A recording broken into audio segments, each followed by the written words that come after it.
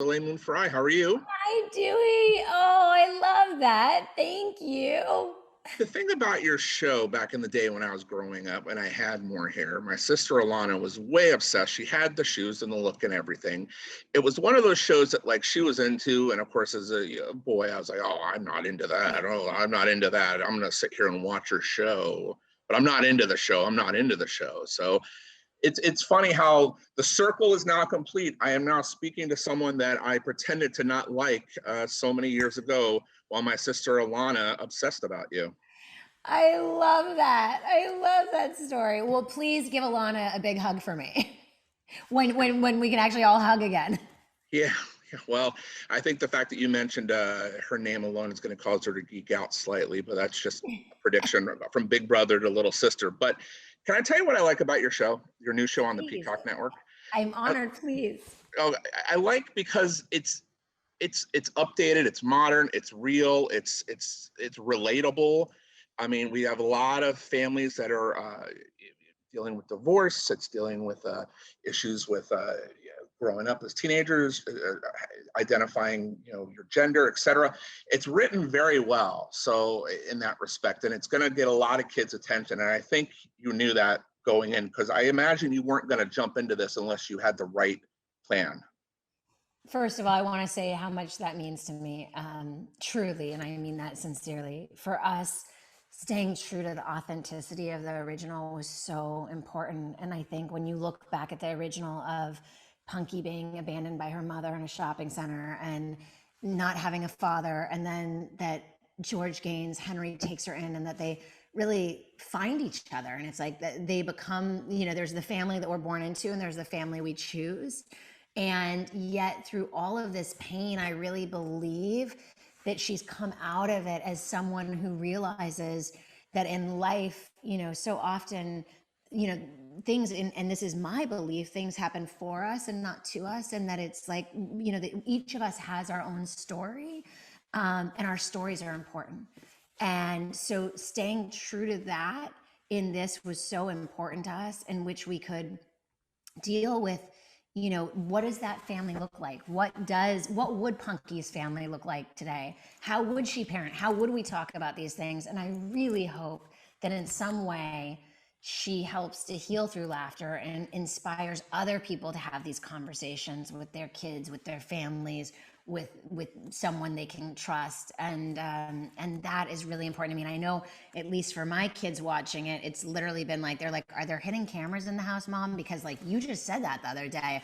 Or we had this conversation, it's like life imitating art or art imitating life, you know what I mean? But when I heard all kids from 4 years old to 15 of mine going, oh, this is actually something we can really talk about, that made my heart really melt.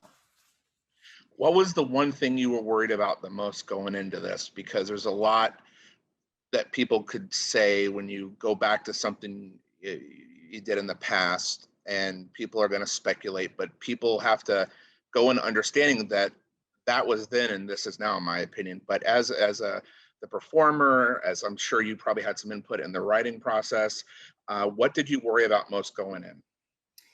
I felt like it was our duty to stay as authentic to the original as we could and stay true to the heart of it. And that has, I feel like that is my duty in bringing the Punky character alive again, because for me, really, she's not just a character. She is me in so many ways, and I am her in so many ways. And through her, I've discovered so much of that inner spark again, and really wanting to feel like people watching it today would feel like they were really watching who Punky grew into, and not just something that was, not to be dismissive about a reboot, but like really that felt like it was a reboot that was bringing back the authenticity of what the original had. Do you know what I mean? Because I don't look at this just as a show. Like, to me, this is like our lives. Well, I think it's a mirror in what the landscape is today. You could call it a reboot, I guess, if you want, but in reality, I don't know if it is so much a reboot as it is go a fast forward into what things are now. And I think Yes. that's what people have to understand. Yeah, it's called Punky Brewster, but it's really looking at how things are down the road. Last question, because I want to be respectful of your time. This has been No, tremendous. I Thank you love so your much. questions, and I do too. I feel like it's a continuation. It's like it's her rediscovering her punky power and her little girl, and I happen to be rediscovering mine at the same time. So it's been an amazing journey.